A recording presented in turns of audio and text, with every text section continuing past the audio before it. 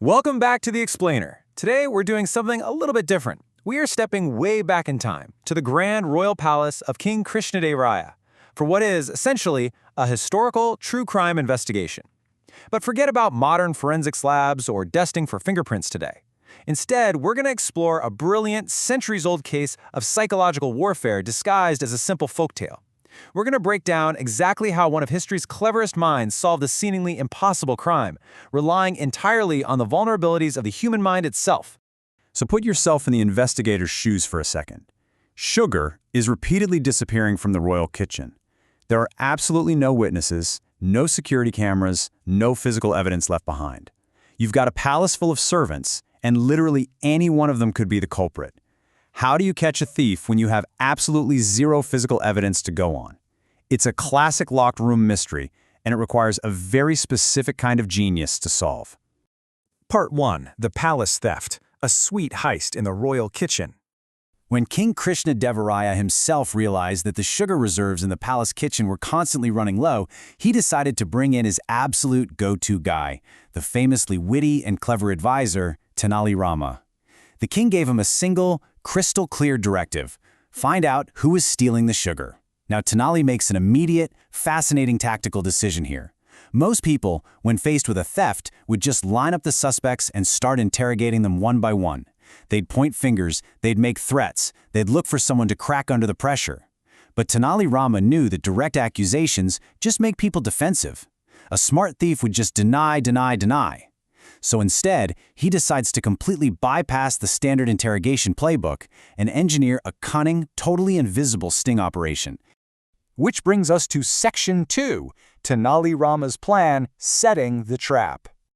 The way Tenali Rama structures this sting operation is nothing short of brilliant. It's an absolute masterclass in manipulation and setting the stage for a criminal to defeat themselves. Let's walk through the 3 distinct phases of his master plan. Step 1. He places a massive, tempting pot of sugar right in the middle of the kitchen. It's the perfect bait. Step 2. He summons all the servants and makes this grand, dramatic announcement. He tells them that this pot is being guarded by a magic cat, and whoever dares to steal from it will be marked by the cat with a black stain on their hands. And then Step 3 is where the trap is actually sprung. In total secret, he smears ordinary, mundane black soot all over the inside of the pot's lid.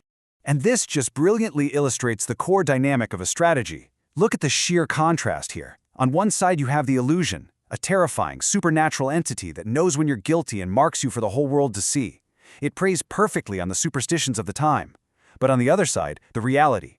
Just some dirty, basic black soot hidden right where only the thief would touch it. Tenali Rama isn't fighting this thief physically.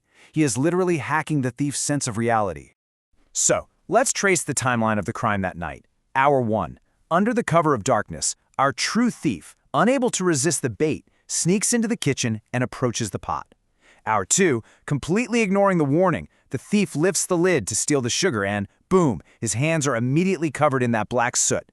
And Hour 3 is where the psychological trap violently snaps shut. The thief sees the black marks, remembers the magic cat warning, and goes into an absolute panic.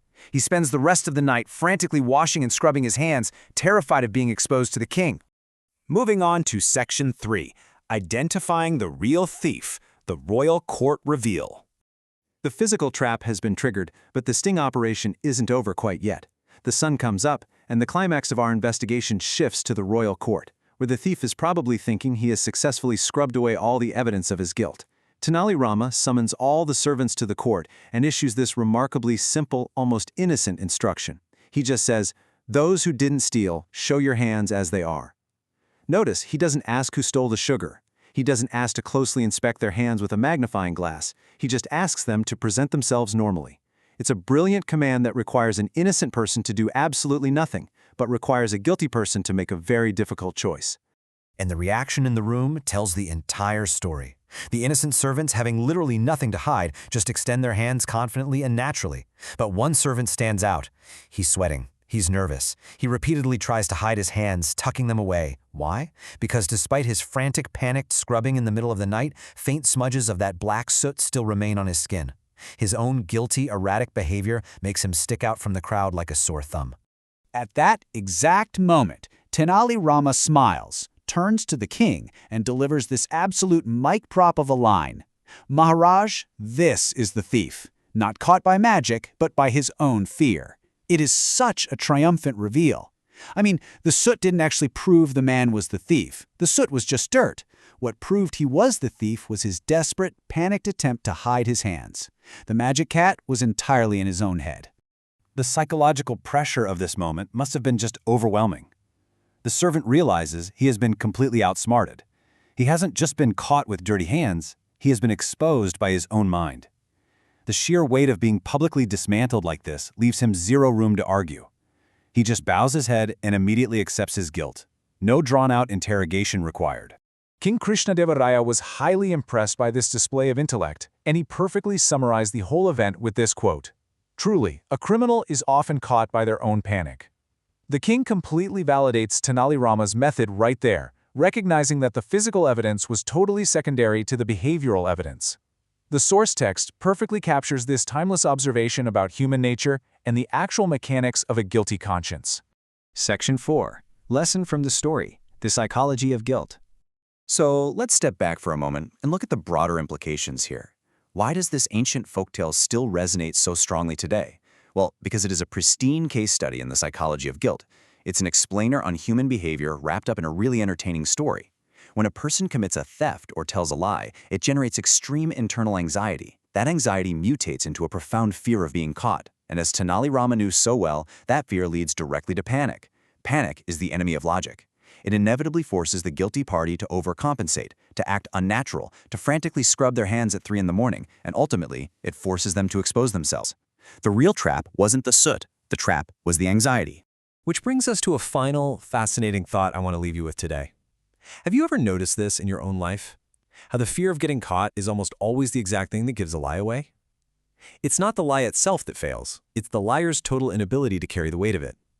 Next time you see someone over-explaining or acting unnecessarily defensive out of nowhere, just remember Tenali Rama, the magic cat, and the undeniable power of a guilty conscience. Thank you so much for joining me for this explainer, and I really hope this gives you a whole new way to look at the psychology of deception.